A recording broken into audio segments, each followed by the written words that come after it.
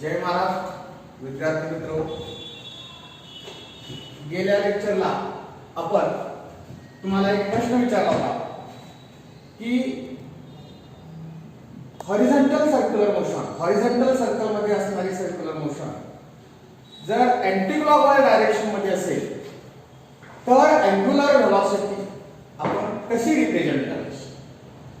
Angular व्हेलॉसिटीची direction काय? आता ही अँग्युलर व्हेलॉसिटीची direction for anti clockwise motion साठी आहे. आपणाला क्लॉकवाइज मोशन साठी अँग्युलर व्हेलॉसिटीची डायरेक्शन पाहिजे. तर क्लॉकवाइज मोशन साठी आपणाला राईट हँड रूलर अँग्युलर व्हेलॉसिटीची डायरेक्शन शोधता येते. तर ती कशी शोधायची बघा. आपण ही डायरेक्शन कशी शोधली अँटी क्लॉकवाइज मोशनची? In the sense of rotation ते कर्व्ड फिंगर घेतली राईट हँडची आणि थंबची डायरेक्शन अँग्युलर व्हेलॉसिटीची डायरेक्शन सांगते. आता या ठिकाणी ही क्लॉकवाइज मोशन. आता इथं अँग्युलर व्हेलॉसिटी डायरेक्शन कशी शोधायची? एकदम सोपा भाग आहे. आता ही क्लॉकवाइज मोशन आहे. मग आपल्याला curved finger in the sense of rotation मग डायरेक्शन कशी आहे अँग्युलर व्हेलॉसिटीची? डाउनवर्ड. हा महत्वाचा भाग आहे. आता त्याच वेळी अँग्युलर ऍक्सेलरेशन ची डायरेक्शन काय असते बघूया. Angular acceleration denoted by alpha which was studied in 11th standard as it is vector represented by alpha.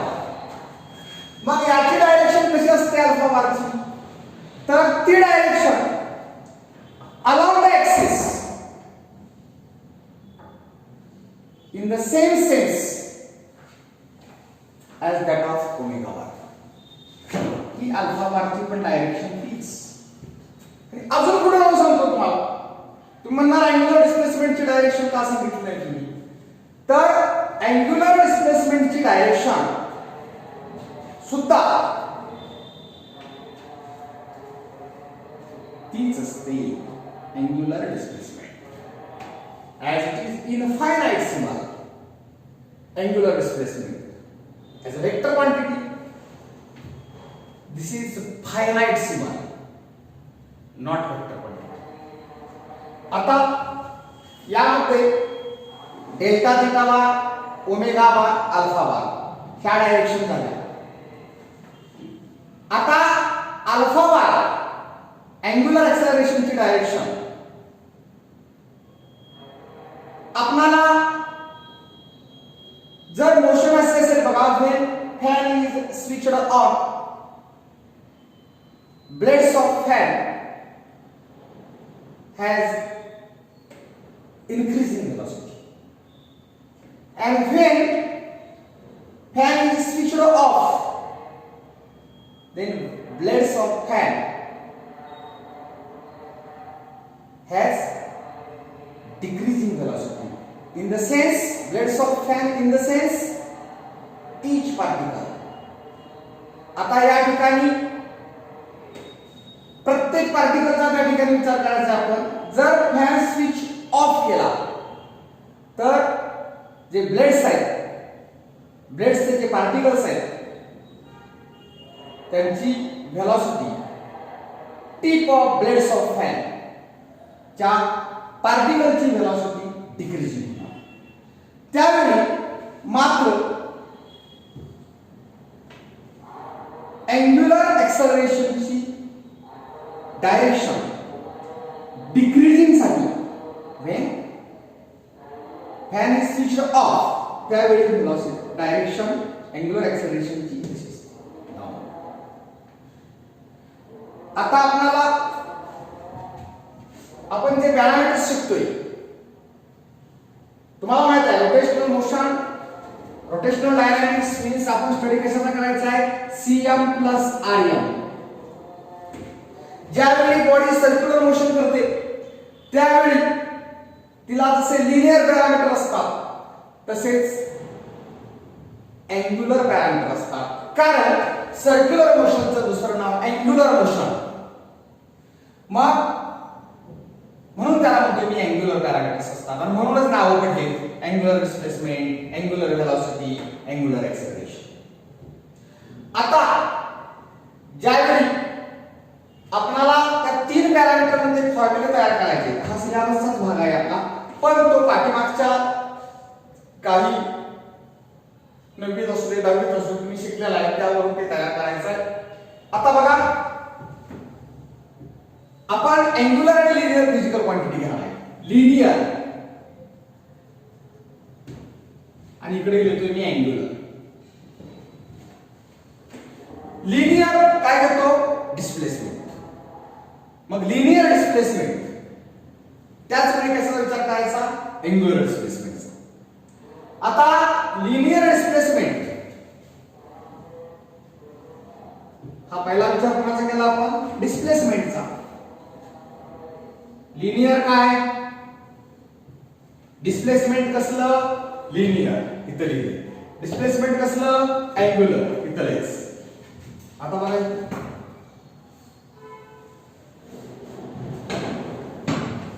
Delta theta. आता velocity linear denoted by v bar. show known variable this notation. Angular velocity कसली, angular omega बार. परत acceleration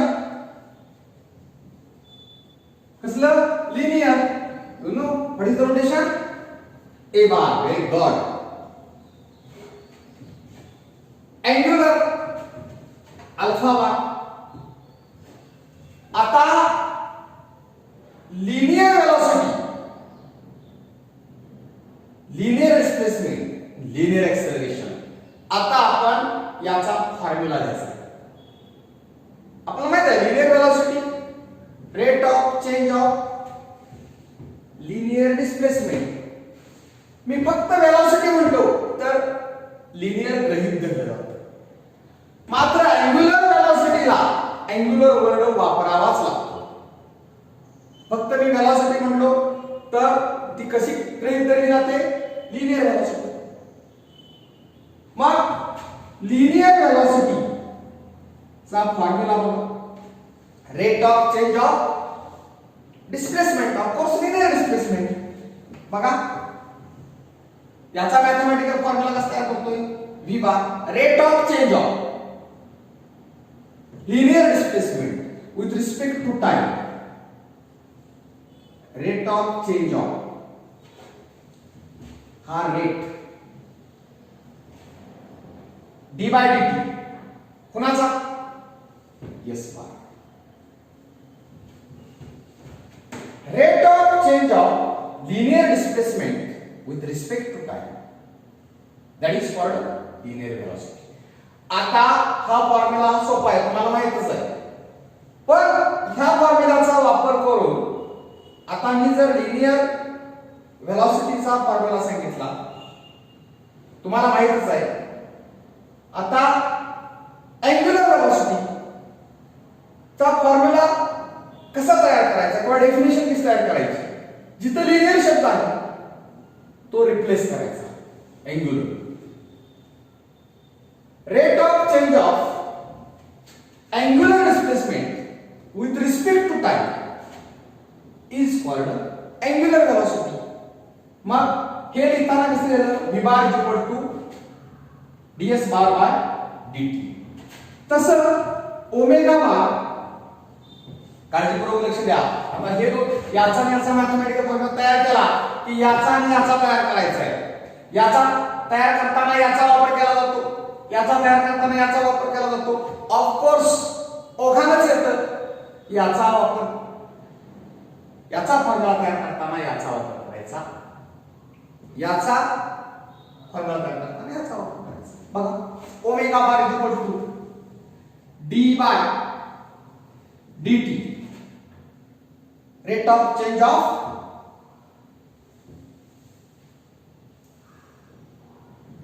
D theta bar म्हणणार delta theta काय.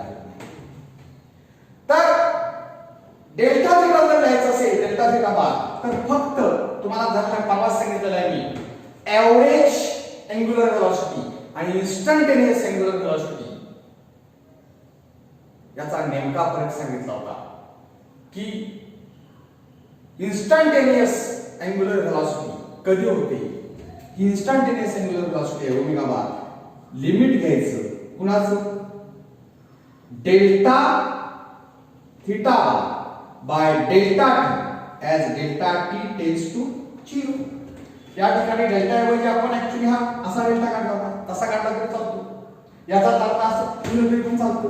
Limit delta theta by delta t as delta t tends to 0.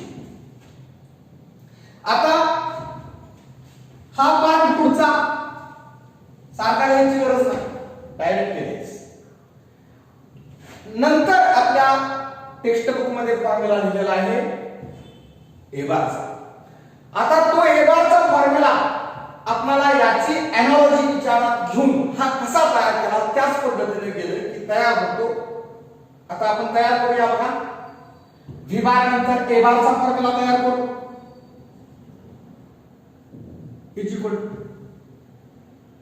झालेला आहे part तुम्हाला. Rate of change of linear velocity with respect to time. बघा d by dt सर्व ठिकाणी येणार. याचा तयार करण्यासाठी याचा वापर तयार हा फॉर्म्युला तयार करण्यासाठी याचा वापर म्हणजे काय येणार इथं एनीवन v बार. व्हेरी गुड v बार. आता या ठिकाणी हा फॉर्म्युला अल्फा बारचा तयार करायचा आहे. बघा सगळ्या ठिकाणी कसा फॉर्म्युला लिहितात बघा. हा पार्ट बघा सर्व ठिकाणी आहे का. हा पार्ट बघा. मग आता कसला पार्ट येईल वेगळा येईल कसलाच पार्ट येणार डी बाय dt. आणि कसं इथनं वर इथनं वर काय ना ओमेगा बार. अशा पद्धतीने हे फॉर्म्युले आपल्या टेक्स्ट बुक मध्ये लिहिले. ध्यानात ठेवण्याची ही टॅक्ट आहे. असा विचार करायचा लिनियर अँग्युलर काय लिनियर व्हेलॉसिटी काय लिनियर ऍक्सेलरेशन. आणि आता याचे युनिट्स लिहायचे सोपे. जर फॉर्म्युला माहित असेल फॉर्म्युला डायमेन्शन आणि युनिट या तिन्ही फॅकल्टीच्या बाबतीत फक्त फॉर्म्युला माहित असेल पाठ केला तरी चालतो. फॉर्म्युला युनिट पाठ करायचं नसतं डायमेन्शन पाठ करायचं नसतं. आणि काही फॉर्म्युले उदाहरणार्थ हा लिहिला की हा पाठ न करता फक्त गेस करून लिहिता येतं. इमॅजिनेटिव्ह पॉवर वापरून हे फॉर्म्युले लिहिता येतात. एकदा त्यात कळाले की पाठांतराचा भाग कमी झाला पाहिजे. पाठांतर आपल्याला 20% करायचं आहे. अंडरस्टँडिंग 80% आहे. 80% अंडरस्टँडिंग पाहिजे. उलट करायचं आहे. बघा आता याचा फॉर्म्युला डिस्प्लेसमेंट कशात मोजतात मीटर टाइम पर सेकंड. याचा फॉर्म्युला कसा तयार करता डीव्ही म्हणजे v चा फॉर्म्युला तयार आहे आपल्याकडे metre per second upon time second काय होतं metre per second square. That is metre second raise to -2. In CET books sometimes in this way written. मग एखाद्याने पाठ केले तो म्हणणार मीटर पर सेकंड स्क्वेअर असतं असं नसतं. याचा अर्थ हा एक का बघा इंडायसेस. मग आता इथं हा फॉर्म्युला कसा तयार करायचा हे काय आलं angular displacement measured in already studied radial time per second. आता अल्फा बारचा फॉर्म्युला तयार करायचा आहे डी ओमेगा बार. याचा फॉर्म्युला तयार आहे तुमच्याकडे म्हणजे radian per second upon second that is equal to radian per second square. हे याचे युनिट्स तयार आहेत. फॉर्म्युल्यावरून युनिट्स येतात, युनिट्स वरून डायमेन्शन लिहिता येतात. ते आपण पाहिलेलं आहे, ते आता इथं बघायची काय गरज नाही, माहिती आहे तुम्हाला. आता आपल्याला पुढचा एक पार्ट बघायचा आहे यामध्ये, की आता आपण शिकलो आतापर्यंत सर्क्युलर मोशन. आता ती मोशन युनिफॉर्म सर्क्युलर मोशन कधी असते हे बघायचं आहे आपल्याला. युसीएम शिकवण्याच्या अगोदरच मी तुम्हाला शिकवलेलं आहे सीएम. सीएम शिकल्याशिवाय युसीएम ची डेफिनेशन लिहिता येत नाही. मग सर्क्युलर मोशन ची डेफिनेशन आपल्याला माहित आहे, द मोशन ऑफ पार्टिकल. बघा, alarm what is this, circumference of circle is called circular motion. मग आता युसीएम मध्ये काय झालं एक्स्ट्रा, यू लिहिलं एक्स्ट्रा. म्हणजे त्या युसीएम मध्ये सीएम ची डेफिनेशन सांगायचं लागणार, परंतु त्यात ऍडिशनल पार्ट करायला लागणार, यू चा अर्थ सांगावा लागणार. यू चा अर्थ आहे युनिफॉर्म. युनिफॉर्मचा दुसरा अर्थ असतो कॉन्स्टंट. मग युसीएम ची डेफिनेशन सांगण्या अगोदर मी तुम्हाला एक एक्झाम्पल सांगतो. कन्सिडर, डोळ्यासमोर आणायचं, the motion of tip of hands of clock. काय करतो, सेकंड हँडचा टिप विचारात घेतला,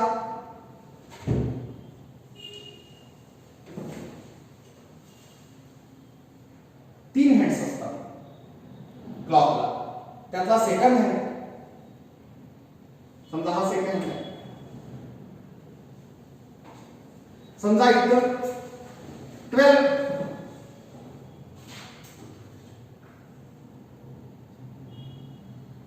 एक आहे समजा.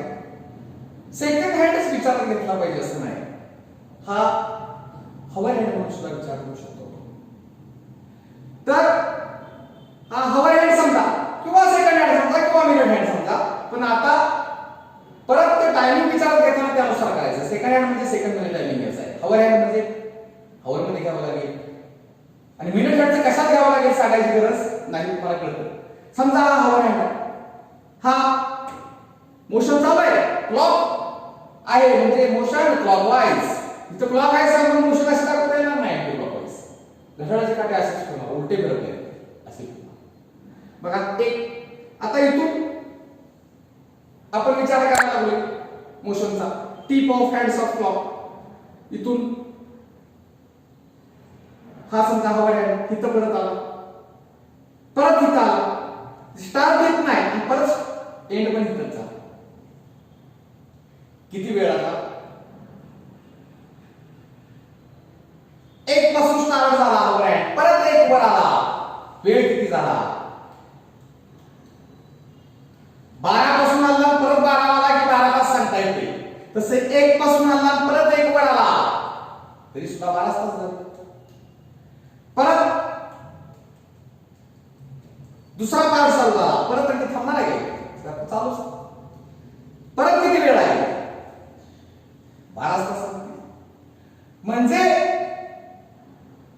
12 पासून 1 पर्यंत जायला किंवा 1 पासून समजा नंतर 2 पर्यंत जायला, 2 पासून समजा 3 पर्यंत जायला जेवढा वेळ लागतो, किंवा हे पूर्ण रिव्होल्यूशन पूर्ण करण्यासाठी जेवढा काय पहिल्या रिव्होल्यूशनला जेवढा वेळ लागतो तेवढा दुसऱ्या रिव्होल्यूशनला, तेवढाच तिसऱ्या रिव्होल्यूशनला.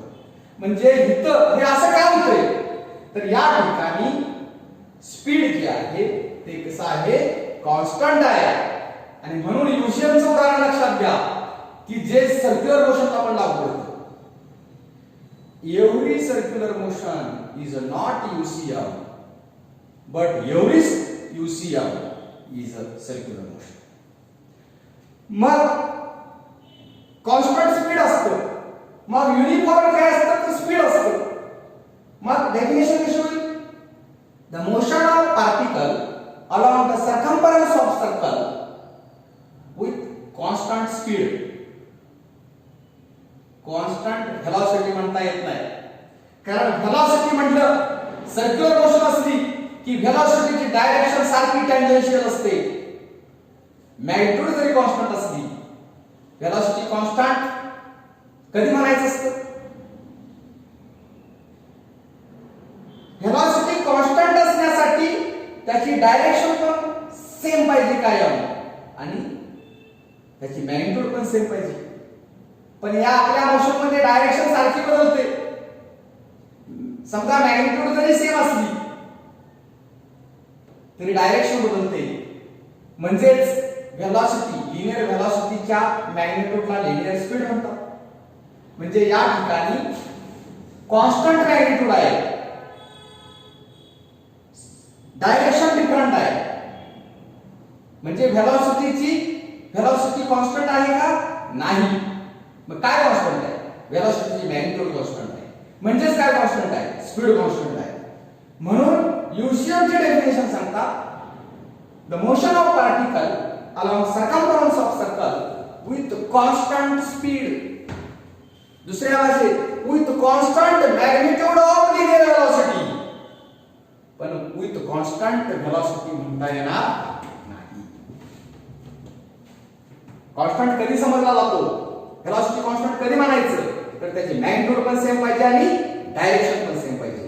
इथं डायरेक्शन बदलत्या, फक्त मॅग्निट्यूड सेम आहे.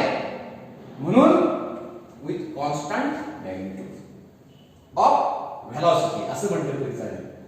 आणि मग थोडक्यात ध्यानात ठेवायचं की जर सर्क्युलर मोशन मध्ये व्हेलॉसिटीची मॅग्निट्यूड म्हणजे स्पीड जर कॉन्स्टंट असेल तर त्या मोशनला युनिफॉर्म सर्क्युलर मोशन म्हणायचं. मग नॉन यूसीएम कधी म्हणायचं? सीएम शिकला, यूसीएम शिकला, नॉन यूसीएम कधी शिकायचं? ते लगेच शिकायचं आहे. Non UCM. आता उदाहरणार्थ when fan is switched on, motion कशी आहे? मॅग्निट्यूड कशी आहे? व्हेलॉसिटीची वाढत जाते. Fan switch off, magnitude velocity कशी आहे? कमी होत जाते. म्हणजे ही नॉन यूसीएम. आता स्विच ऑन केला फॅन की स्पीड सेम राहते का? हळूहळू वाढत जाणार. स्विच ऑफ केला की हळूहळू कमी होत जाणार. मग आता यूसीएम नॉन यूसीएम, तर ही युनिफॉर्म सर्क्युलर मोशन शिकण्यासाठी आपल्याला जसं सर्क्युलर मोशन होताना लिनियर डिस्प्लेसमेंट असतं, लिनियर व्हेलॉसिटी असते, अँग्युलर डिस्प्लेसमेंट असतं, अँग्युलर व्हेलॉसिटी असते. आता जे ऍक्सेलरेशन आहे सर्क्युलर मोशन मध्ये, ऍक्सेलरेशन कसं असतं हे आपण बघायचं. तर ऍक्सेलरेशन इन यूसीएम हा पार्ट तुम्हाला अकरावीत झालेला आहे. तर ऍक्सेलरेशन इन यूसीएम तो फॉर्म्युला झालेला आहे तुम्हाला. त्याचा जरा एक आपल्याला विचार करायचा आहे, ते पण आपल्या सिलेबसला आहे. ऍक्सेलरेशन इन यूसीएम हे जे तुम्ही शिकलाय हा पॉइंट, त्याचं डेरिव्हेशन तुम्ही अकरावीत शिकलेलं आहे. आता इथं डायरेक्ट आपण ते डेरिव्हेशन डायरेक्ट फॉर्म्युला यूज करायचा, डेरिव्हेशन डेराइव्ह करायची गरज काय. तो फॉर्म्युला होता ऍक्सेलरेशन इन यूसीएम, त्याचं दुसरं नाव आहे रॅडियल ऍक्सेलरेशन, तिसरं नाव आहे सेंट्रीपेटल ऍक्सेलरेशन. सगळ्यांचा अर्थ एकच आहे, डिनोटेड बाय ये. हा फॉर्म्युला झालेला आहे तुम्हाला. काय झालेला आहे फॉर्म्युला? बघा, ज्यावेळी मोशन सर्क्युलर असते त्यावेळी त्याला लिनियर व्हेलॉसिटी पण असते, अँग्युलर व्हेलॉसिटी पण असते. ह्या दोन व्हेलॉसिटींचा गुणाकार केला की आपल्याला ऍक्सेलरेशन इन यूसीएम मिळतं. हे डायरेक्ट आपण विथ प्रूफ केलेलं आहे. आता इथं डायरेक्ट फॉर्म्युला घ्यायचा, ए इक्वल टू व्ही ओमेगा. मग आता याचे वेगवेगळे फॉर्म कसे, पाठ एवढंच करायचं. पुढचे याचे दोन अर्थ आहेत की जे इक्विव्हॅलंट आहेत ते कसे ध्यानात ठेवायचे बघा. सिन्स डोळ्यासमोर आणा व्ही ओमेगा सी कसं कनेक्ट केलं होतं आपण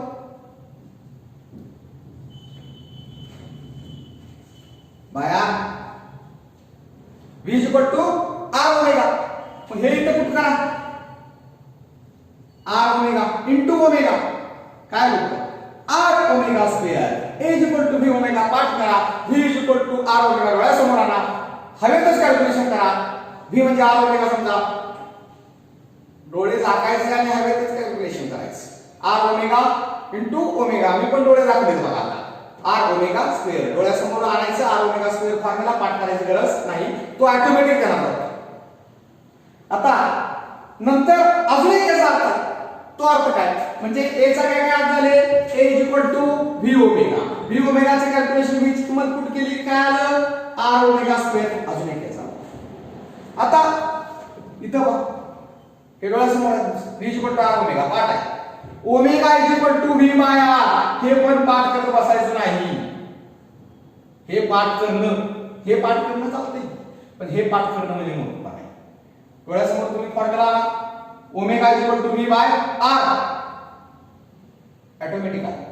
मग इथं पुट करा चा काय स्क्वेअर मग काय आलं r v square by r square r cancel काय होतं आलं v square by r and that is equal to v square by r. अशा पद्धतीनं हे डोळ्यासमोर फॉर्म्युला तयार करायचे. काही दिवसांनी हा जसा पाठ करायला लागलाय तसा पाठ करावा लागत नाही हे अर्थ ऑटोमॅटिक तुमच्या ध्यानात राहू नको म्हटलं तरी ध्यानात राहणार. म्हणजे a equal to v omega equal to r omega square equal to v square by हा एवढाच पाठ ध्यानात ठेवायचा आहे. याचा प्रूफ ध्यानात ठेवायचा नाही.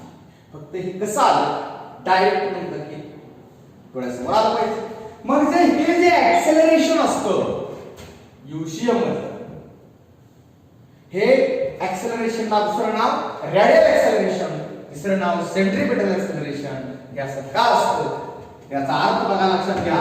ही आपला सर्कल आहे 1 रुपयाचं पॉइंट ठेवायचं जवळ सर्कल काढायचं प्रॅक्टिस करत बसायचं नाही आणि डायरेक्ट फिगर काढायची परीक्षा. आता यामध्ये बघा हा centre of the circular path motion suppose anti clockwise हा रेडियस वेक्टर समजा ही initial position A of particle ही कुठली position final position B of particle. आता लिनियर वेलोसिटी कशी असते ह्या पॉइंटला पार्टिकल असेल तर टॅन्जेन्शियल टू धिस पाथ. आता आर बार ही लिनियर वेलोसिटी आर बार आणि व्ही बार कसा एकमेकाला परपेंडिक्युलर. आता हा अँगल कसा झाला perpendicular 90 degree angle.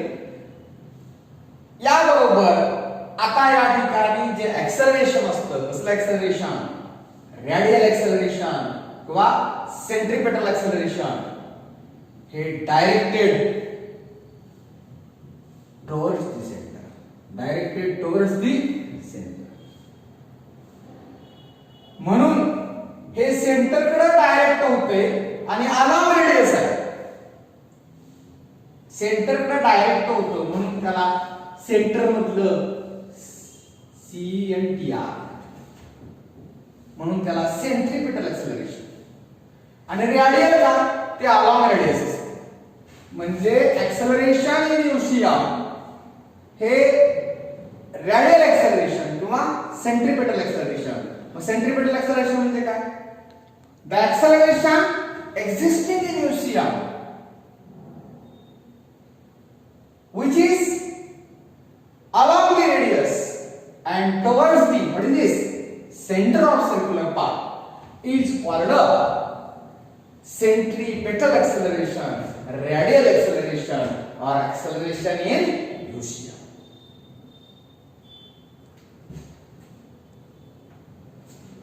Today we will stop.